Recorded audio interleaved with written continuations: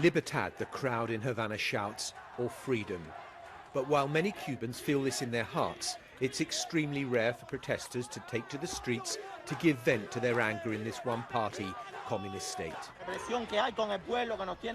We are here because of the repression against the people.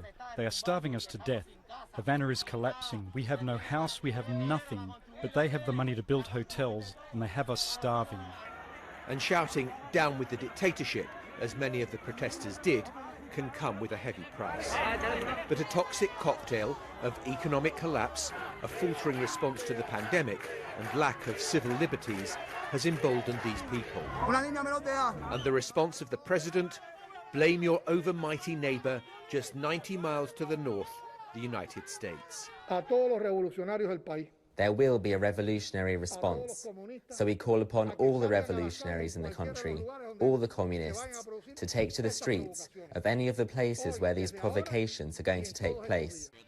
For decades, Cuba was a flashpoint in the Cold War between the US and the Soviet Union. The familiar communist brainwashing technique is displayed in propaganda books, constantly spewed out as required reading, nearly sparking a nuclear confrontation between the superpowers. In this period, hundreds of thousands of Cubans fled to the US and to Miami. And it was no surprise that last night the exiled community was out in force to support their countrymen. Support that's come from the American president too. I don't think we've seen anything like this protest in a long, long time, if quite frankly ever. The United States stands firmly with the people of Cuba as they assert their universal rights, and we call on the government of Cuba to refrain from violence and their attempts to silence the voice of the people of Cuba.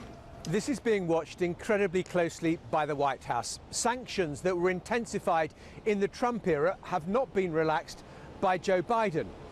What needs to be weighed is whether this is just a spasmodic outburst or the start of a Cuban spring and something much more fundamental. John Sopel, BBC News,